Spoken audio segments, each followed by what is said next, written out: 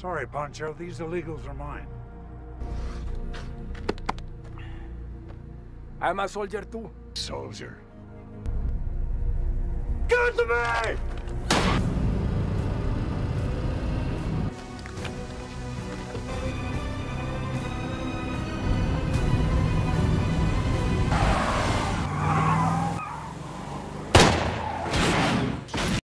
Halo semuanya, gimana kabarnya?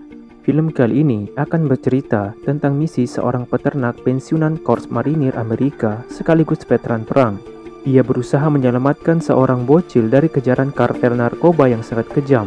Bahkan kartel bersekongkol dengan polisi korup berusaha menangkap mereka berdua. Namun tentu hal itu tak semudah yang mereka bayangkan.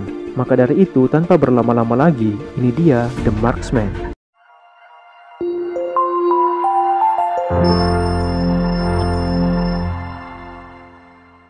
Film dibuka dengan tayangan seorang anak kecil bernama Miguel.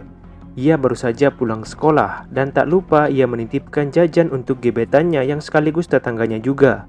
Setibanya di rumah, ia terus memantau jajanan tersebut sambil menunggu wanita idamannya keluar. Melihat itu, ibu Miguel yang bernama Rosa menyuruh anaknya untuk fokus mengerjakan tugas rumahnya karena sebentar lagi masakan akan dihidangkan. Di saat yang sama, ponsel Rosa juga berbunyi. Yang menelpon adalah Carlos, paman Miguel yang menyuruh Rosa untuk meninggalkan rumahnya sejauh mungkin karena kartel sedang memburunya. Kartel adalah nama lain dari kelompok mafia terkejam yang ada di Meksiko. Rosa lalu mengajak Miguel untuk mengemasi barang-barangnya dan segera pergi. Sementara Carlos berhasil ditangkap oleh kartel dan ia pun disiksa. Mereka lalu menemukan kontak Rosa, orang terakhir yang dihubungi Carlos, dan mereka pun optimis akan menemukan Rosa.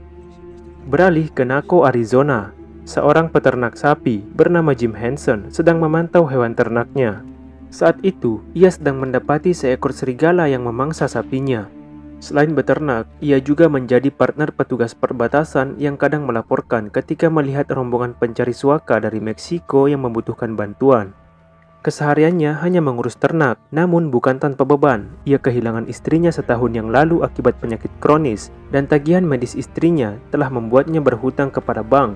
Sekarang, Jim terancam akan kehilangan areal peternakannya karena ia tak pernah membayar tagihan selama 6 bulan. Jim Henson lalu memutuskan untuk menjual semua hewan ternaknya.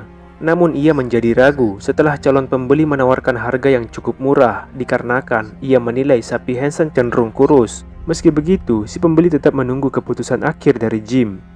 Henson juga memiliki seorang anak tiri yang bernama Sarah. Dia bekerja sebagai petugas bea cukai yang bertugas di perbatasan Arizona, Meksiko. Sarah sesekali mengunjungi Jim di akhir pekan. Keesokan harinya, tepatnya di hari Minggu, Rosa dan anaknya Miguel ditemani dengan seorang pria yang dibayar oleh Rosa untuk menemaninya menyeberang ke Amerika. Mereka berjalan mencari lubang pagar yang kerap dilewati para imigran gelap untuk menyeberang ke Arizona. Namun mereka tiba-tiba melihat mobil kartel yang sedang mengontrol wilayah. Seketika si pria menyuruh Rosa dan Miguel untuk merunduk dan mengajak mereka untuk pulang. Katanya mereka bisa mencobanya di lain hari. Ia tak mau mati sia-sia di tangan kartel. Namun Rosa memohon agar ditemani sampai ke tujuan dan berjanji akan membayar lebih. Akan tetapi pria itu menolak. Ia lalu menunjukkan letak bolongan pagar pada Rosa dan berlari pulang. Karena sudah memiliki tekad yang bulat, Rosa mengajak Miguel untuk melanjutkan perjalanan. Namun belum lagi mereka berhasil menemukan bolongan pagar, mobil kartel sudah menuju ke arah mereka. Setelah dicari-cari, akhirnya Miguel menemukan letak bolongan pagar dan mulai merangkak melewati bolongan. Karena terburu-buru dan kurang berhati-hati, kaki Rosa tersangkut pada kawat pagar dan mengalami luka gores yang cukup dalam. Sementara itu, Jim yang sedang asik mengemudi sambil mengobrol dengan anjingnya, tiba-tiba kaget dan menginjak rem secara spontan setelah hampir menabrak Miguel. Rosa lalu mengajak Miguel untuk pergi, namun Jim melarangnya. Katanya ia tak akan berhasil sampai ke tujuan jikalau berjalan kaki, sebab jarak jalan utama masih bermil-mil jauhnya. Rosa kemudian meminta pertolongan pada Jim. Namun Jim berniat untuk menghubungi petugas patroli perbatasan agar Rosa segera mendapat perawatan. Meski Rosa sempat memohon untuk tidak menghubungi petugas, Jim tetap melakukannya. Akan tetapi setelah Jim melaporkan temuannya, petugas mengaku kekurangan personil. Tak disadari, mobil kartel telah mendekati mereka. Satu persatu anggota kartel keluar dari mobil, lalu meminta agar Rosa dan Miguel diserahkan kepada mereka. Disinilah Jim lalu mengaku pada mereka kalau dirinya adalah pensiunan Korps Marinir. Bos kartel yang bernama Mauricio mencoba mengelabui Jim dengan mengaku sebagai seorang prajurit juga.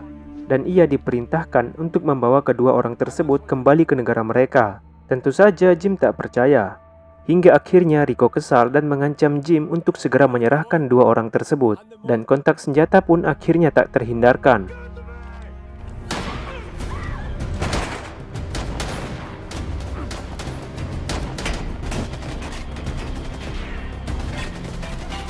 Jim lalu menyuruh Rosa dan Miguel untuk segera masuk ke mobil dan mereka pun tancap gas meninggalkan lokasi. Rico sepertinya sangat tak rela mereka kabur. Ia pun mencoba mengejar dan berhasil mengikut di mobil Jim. Ternyata Rosa juga baru menyadari kalau ia telah tertembak. Dan secara diam-diam, Rico bergerak mendekati dan mencekik leher Jim. Beruntungnya Jim segera menginjak rem sehingga membuat Rico terpental. Disitulah Jim memutar arah mobil dan mereka berhasil pergi dengan aman. Salah seorang anak buah Rico melapor bahwa saudaranya telah tewas tertembak. Kebenciannya kepada ketiga orang tersebut pun semakin bertambah. Jim lalu memutuskan untuk berhenti di tepi jalan. Ia lalu membaringkan Rosa yang sepertinya sudah tak bisa bertahan lagi. Rosa lalu berpesan pada Jim agar jangan sampai Miguel jatuh ke tangan kartel. Ia juga memberikan alamat sepupunya di Chicago. Rosa memohon agar Jim mau mengantarkan anaknya ke alamat sepupunya sebelum akhirnya ia menghembuskan nafas terakhirnya. Jenazah Rosa kemudian dievakuasi oleh petugas patroli perbatasan. Sarah lalu memberi penjelasan pada Jim kalau Miguel akan dititipkan di rumah singgah dan kemungkinan akan berakhir di panti asuhan. Jim kemudian menuju ke kantor cukai untuk memberikan penjelasan. Ia pun tidur di mobil ditemani dengan anjingnya. Saat terbangun di pagi hari, tak sengaja matanya tertuju pada tas milik Rosa yang masih tertinggal di mobilnya. Begitu diperiksa, ternyata tas tersebut berisi uang yang sangat banyak. Kini ia pun tahu alasan mengapa kartel begitu mati-matian mengejar mereka berdua. Rosa membawa kabur uang kartel yang didapatnya dari Carlos. Jim akhirnya memutuskan untuk segera pulang. Namun baru beberapa mil, Jim teringat lagi dengan pesan Rosa sebelum meninggal agar tak membiarkan Miguel jatuh ke tangan kartel. Ia pun segera memutar balik mobilnya kembali menuju ke kantor cukai. Di halaman kantor, rupanya para kartel telah standby menunggu proses deportasi Miguel. Jim yang telah tiba segera memasuki kantor dan bertanya kepada petugas soal Miguel. Begitu mendengar bahwa Miguel akan dideportasi dan ada pihak yang mengaku sebagai keluarganya yang sedang menjemputnya, Jim memohon kepada petugas agar diberi izin untuk bertemu sebentar dengan Miguel. Dan di saat itulah Jim mengajak Miguel untuk kabur. Saat memasuki mobil, rupanya kartel juga melihat pergerakan mereka. Jim lalu menuju ke rumahnya dan mengambil pakaian secukupnya. Saat membuka pintu mobil, ia pun kaget karena Miguel tiba-tiba saja menghilang. Beruntung, Jim cepat menemukan Miguel yang berusaha kabur. Ia lalu memberikan pemahaman pada Miguel kalau kartel sedang memburunya untuk dibunuh. Mereka pun segera kembali ke mobil dan memulai perjalanan ke Chicago. Di pos perbatasan, kartel menggunakan visa dan paspor orang lain untuk menyeberang ke Amerika. Dan nampaknya petugas kepolisian pun segan kepada mereka. Hal itu membuat para kartel melewati perbatasan dengan mudah. Mereka lalu menuju ke rumah Jim. Rico lalu masuk menggeledah seisi rumah tersebut. Ia sempat menemukan lancana bintang kehormatan dan sebuah amplop. Anak buah Rico lalu membakar rumah Jim dan seisinya. Jim lalu mengisi bahan bakar di Pueblo Rocks, New Mexico. Ia juga menyempatkan masuk ke toko untuk membeli peta yang nantinya akan digunakan menuju ke Chicago. Namun, tanpa sepengetahuan Jim, rupanya tangki radiator mobilnya telah bocor. Di Sierra Fiesta, Arizona, Rico memerintahkan anak buahnya untuk melacak Jim setelah memberikan sebuah amplop yang berisi data pribadi. Jim yang sempat menelpon pada Sarah mendapat kabar kalau rumahnya telah habis terbakar. Namun, ia tetap meminta agar Sarah merahasiakan keberadaan dirinya. Setelah lama mencari, anak buah Rico pun berhasil menemukan jejak Jim dari data transaksi kartu kredit yang dipergunakannya saat mengisi bahan bakar di New Mexico. Saat sedang melaju, tiba-tiba mobil Jim mengeluarkan asap pertanda radiatornya tak bekerja dan mesin mengalami overheating. Ia lalu membawa mobilnya ke bengkel dan pihak bengkel berjanji akan menambalnya esok hari sebab bengkelnya akan segera tutup. Mau tak mau, Jim terpaksa harus menunggu sampai mobilnya selesai dikerjakan. Rico lalu mendatangi pom bensin yang pernah disinggahi Jim. Ia lalu menanyai seorang gadis penjaga toko apakah ia tahu kemana Jim pergi dengan menjelaskan ciri-ciri Jim yang membawa seorang anak lelaki. Namun jawaban wanita penjaga toko yang singkat dan terlihat tak ingin diganggu membuat Rico curiga.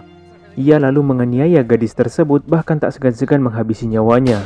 Malam harinya, Miguel lalu curhat pada Jim mengenai keluarganya dan tentang pamannya Carlos yang membuat kartel terus memburu ibunya.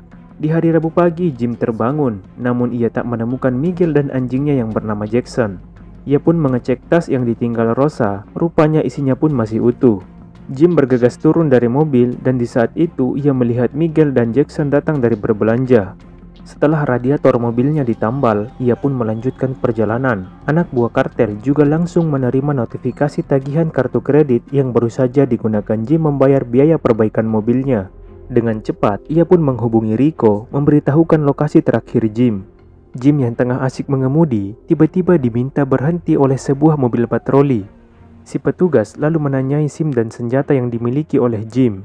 Setelah mendapat jawaban dari Jim, si petugas sepertinya merasa tak puas. Ia lalu menyita senapan milik Jim dan menyuruh Jim masuk ke dalam mobilnya. Saat Jim berada di dalam mobil, ia pun mulai curiga dengan gerak-gerik petugas. Tak lama, si petugas menyuruh Jim kembali ke dalam mobilnya sendiri. Dan tak sengaja, ia juga melihat mobil kartel yang sedang menuju ke arahnya. Ia pun akhirnya tahu bahwa si petugas telah bersekongkol dengan kartel. Setelah Jim bertanya berapa bayaran yang diterima dari kartel, si petugas pun tiba-tiba mengancam Jim dengan pistol. Beruntung Jackson segera melompat dan menggigit tangan petugas korup tersebut.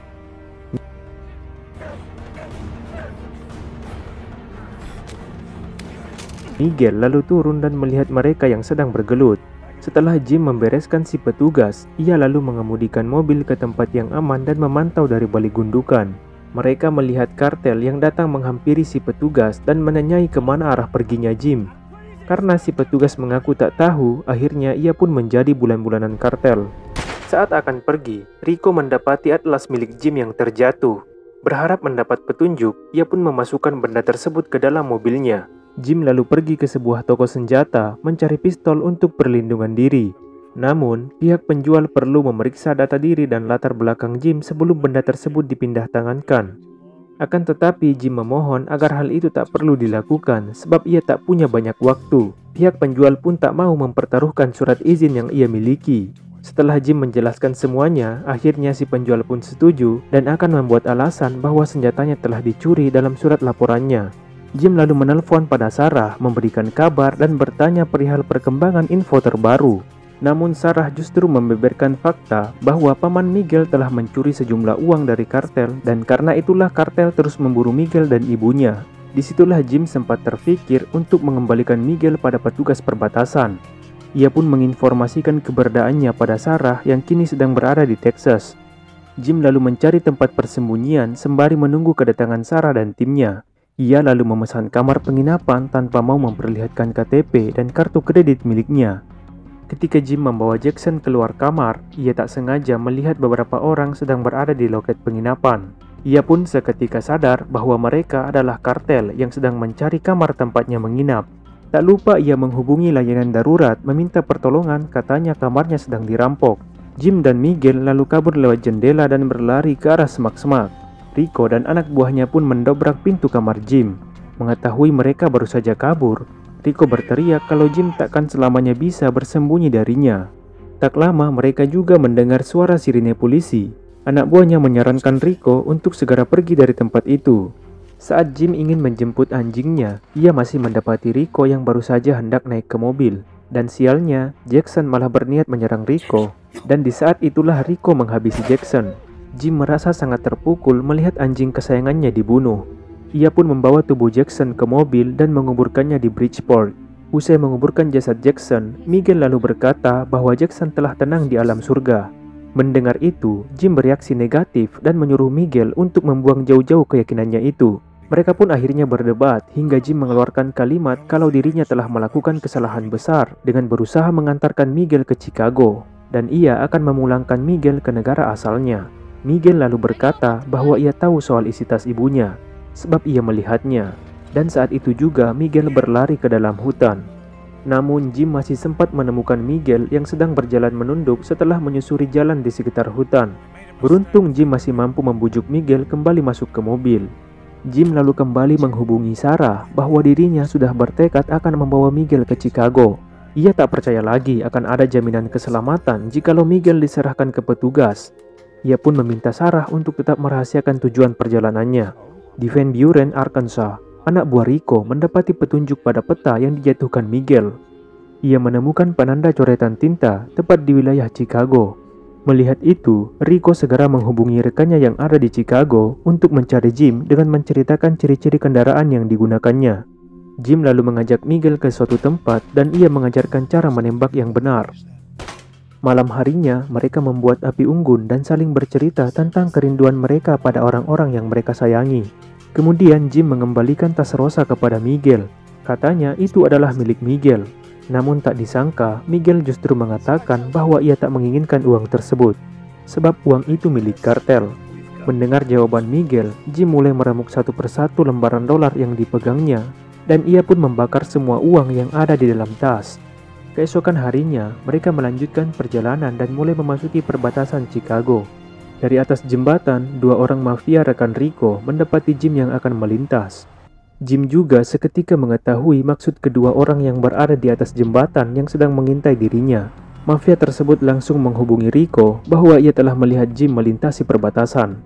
Jim lalu berinisiatif keluar tol dan mengambil jalan pinggiran. Dan ternyata Rico juga masih sempat menemukan Jim.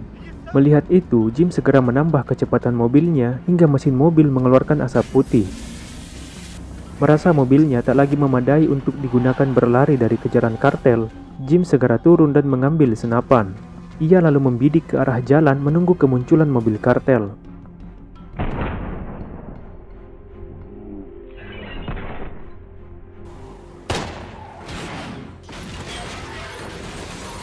Serangan balasan dari kartel membuat mobil Jim terbakar. Jim lalu mengajak Miguel untuk bersembunyi di dalam gudang. Ia lalu memberitahu Miguel untuk berlari sejauh mungkin jika sesuatu terjadi pada dirinya. Dari balik jendela, ia lalu membidik ke arah salah satu anak buah kartel.